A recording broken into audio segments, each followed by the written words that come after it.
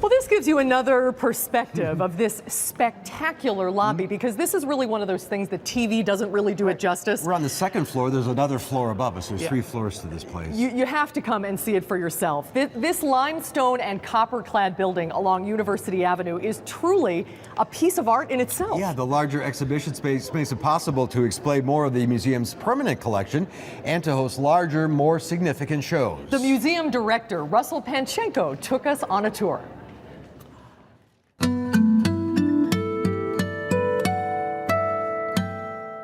So you're about to raise the curtain on this new edition. It's got to be pretty exciting. It's very, very exciting. It's been many years in the making, and it's come together better than I ever thought was possible. And look at this. Oh, yes. Well, this establishes the wow factor right off the bat when you first enter the building. It is. It's a beautiful lobby, and what I should point out is the curtain itself is a work of art. It was designed for us by Petra Blaze, an artist in Amsterdam, whose specialty are curtains for public spaces. So it's a unique one of a kind.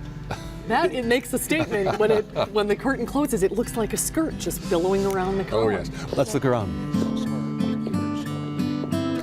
This is one of the first galleries that you see when you walk in. This is the Pleasant T. Rowland Gallery, and it's dedicated to temporary exhibitions. We do about 4 major temporary exhibitions a year, and in the current building it always competed with the permanent collection, and I had very irate students or visitors say, "Where's that piece? It was a favorite piece," or "I'm writing a paper on it." Now temporary exhibitions will no longer compete with the permanent collection. And the inaugural show for this gallery is paintings by an artist called Sean Scully. He really is one of the most important artists working in America today, and as well as Western Europe.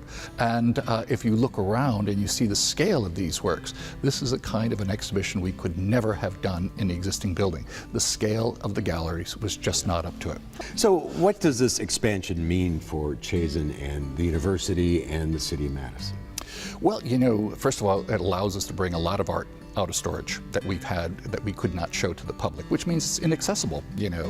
Secondly, it's attracting a lot of alumni around the country who are major collectors and who are donating their collections. You'll find that most of our big givers are living in New York, and although they have important collections, they realize that in terms of MoMA or the Whitney, they'd be small fish in a very big pond and subsumed into storage. Whereas here, their collections will have major impact. Let's head upstairs and see what's upstairs. So what we've created is what we call an object study room. So things will be brought out of storage, so we're not taking people into storage in the first place. They're on the tables for study and examination as you wish, but then instead of going back to storage, they're put into these highly secure cases. And the room here, the doors remain unlocked during all public hours of the museum. And so what happens is you walk by, there's a class, don't go in. But if there's no class, go in, look around, take notes or whatever. So it makes objects much, much more accessible. In here you really get a perspective of what you were saying about space and scale. Yes. Being able to see larger pieces in a very roomy environment. Well, the other thing I'd point out, if you look at the building from the outside, you notice on the ceiling, on the roof, there are these copper-clad boxes, and you may wonder what they are. Each one of them contains a light monitor. This is how we bring daylight into all the galleries on the 3rd floor. And you know, those windows up there are about 15 feet wide, approximately 10 feet high, and you can see the light comes through there and it's diffuse, so we're not getting any direct sunlight. This is a little disconcerting. I have a problem with this. It's like you're walking on a work of art.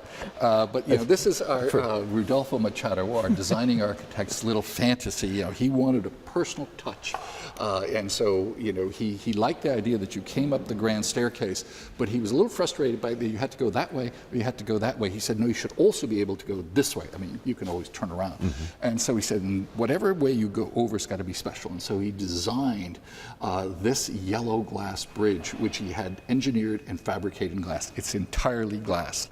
I also want to show you this gallery. This is a brand new gallery. I wonder if this is going to become an iconic symbol of this museum. It might. I think it might. Although, you know, it's taking jacks, remember the balls and jacks we all played with as kids, but it's taking jacks and expanding the size and then turning it from an innocent toy to something pretty ominous. I mean, you know, that point is very threatening.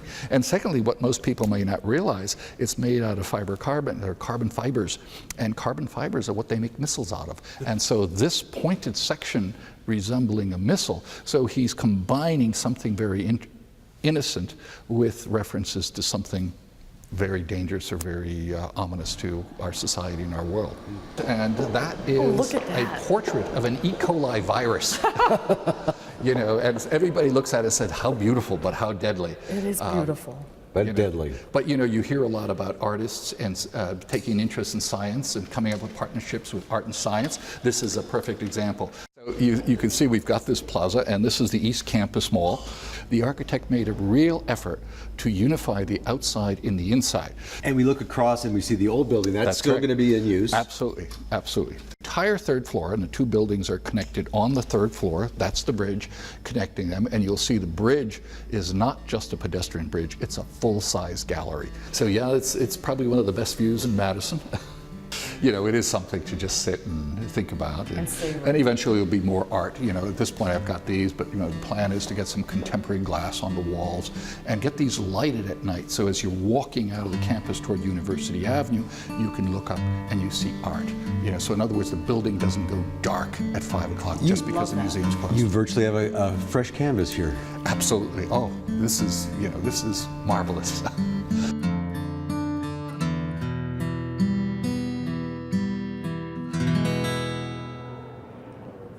And you really have to see it in person. I don't think you can do justice. I mean, we'll tell you when you can do that coming up later on, but it really is something. And in those 6 minutes, we probably showed you, what, a quarter of what's here? It would take you days, I There think. is so much to see. Thank you, Russell. That was really a lot of fun.